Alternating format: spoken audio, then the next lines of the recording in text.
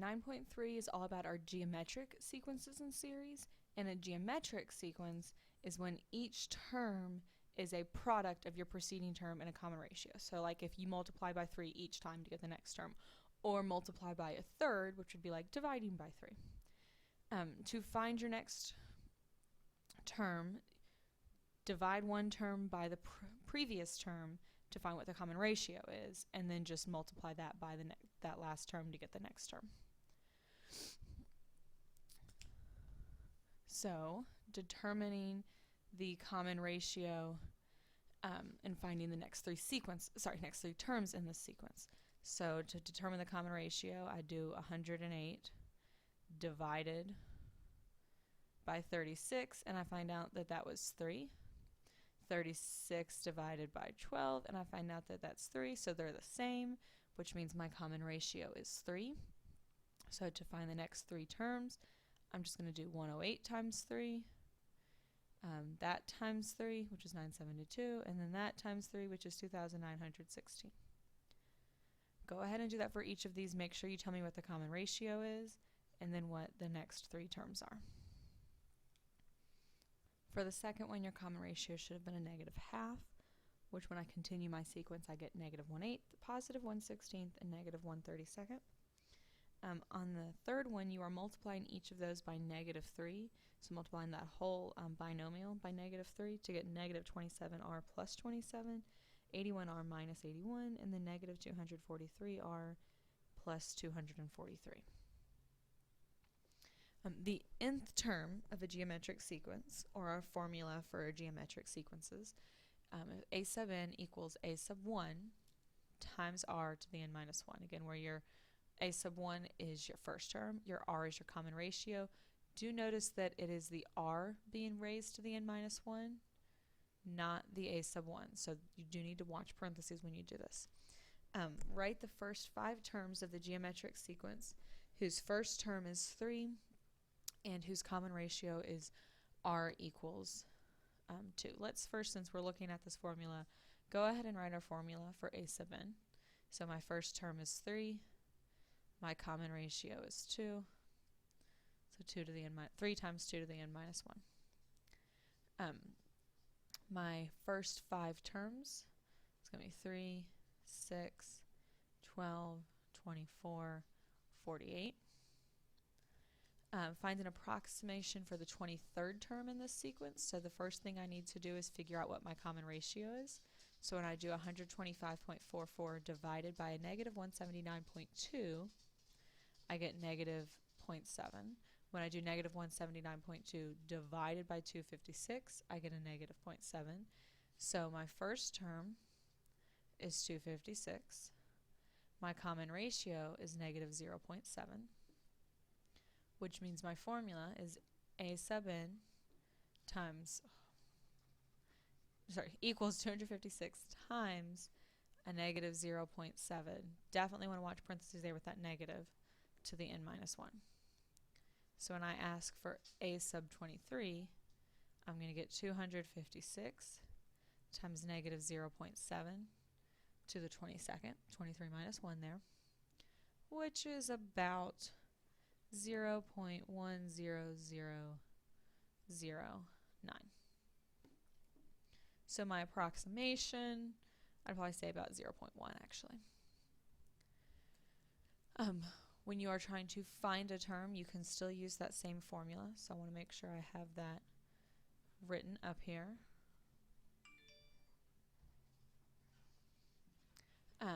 Find a formula for the nth term of the following geometric sequence, and then what is the 9th term. So again, we defined our common ratio, which looks like I'm multiplying by 3 each time. So my formula for the nth term is going to be my first term, which was 5, times 3 to the n minus 1. Go ahead and find your 9th term. By plugging 9 into that formula, you should get 32,805. Now you could just keep multiplying by 9 because going to the 9th term really isn't that bad, but on the previous one, do the 23rd term, that's going to take forever. On this next one, I'm giving you the 4th term, I'm giving you the 10th term, I want to find the 14th term, and since both of those are positive, but they're both an even term, it is crucial that I went ahead and told you that you're assuming that all of the terms are positive, because if I did have like multiplying by a negative each time, it would flip-flop between a negative and a positive, and you wouldn't be able to tell just by this information. So because I'm doing geometric terms, or geometric sequence here, when I'm looking at these terms, going from the 10th term to, or from the 4th tenth to the 6th to the 10th term is going up 6. So because that's going to be my exponent, I'm actually doing the 6th root. Since that's where the term number goes, is the exponent. I'm going to do the 6th root. And what I'm doing the 6th root of is that 125 over 64 divided by that 125, since you're multiplying each time to get there. When you do the 6th root of that, you get 1/2. So when I ask for the 14th term, I would plug 14 into my formula, which I'm going to have to put up here. My formula should be a sub n equals, I need my first term. So I need to go backwards from that 4th term, 3rd term, 2nd term, and then back to the 1st term. And since I'm doing going forwards is multiplying by a half, going backwards I'm dividing by a half or multiplying by 2.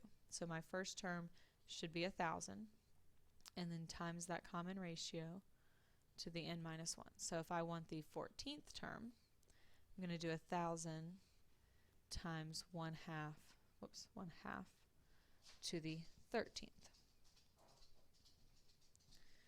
which should be 125 over 1,024. Find the sum with these. So just like you had a formula for our arithmetic ones, we have a formula for our geometric ones as well. When I want this sum, so my sum of my first 12 numbers is going to be the first term, which notice that my normal formula has a sub 1 times r to the n minus 1. This is just n, so 4 is not your first term. So I should probably plug 1 into this to see what my first term is. My first term, if I plug 1 in here, so 0.3 to the first power times 4 would be 1.2 is my first term. And then multiplying that times 1 minus 0.3 to the 12th over 1 minus 0.3.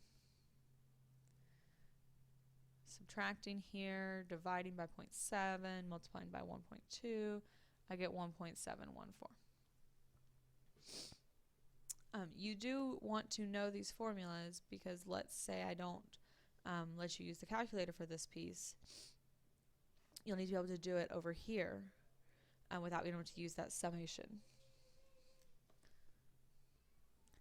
Go ahead and find the sum for the first 10 terms of the geometric series below. So use this formula, find your first term, your ratio, all of that. So find your ratio, your first term. Here's your setup with that equation. When you plug that in, you should get negative 236,192. With our geometric series, so those sums again, if that ratio is between negative 1 and 1, then you can find your sum using this formula. So for this one, my common ratio would be 0.6, so I could simply just do the first term, which is 4, because this was your correct format with the n minus 1 here, so that is my first term. If you're not sure, just plug 1 in and see what you get. Divided by 1 minus 0.6, or 4 divided by 0.4, which is 10. Go ahead and do that for this next one. So your first term is 3, your common ratio is 0.1, and you can tell by looking at this that that's going to be 3.33333333333, or 3 1/3.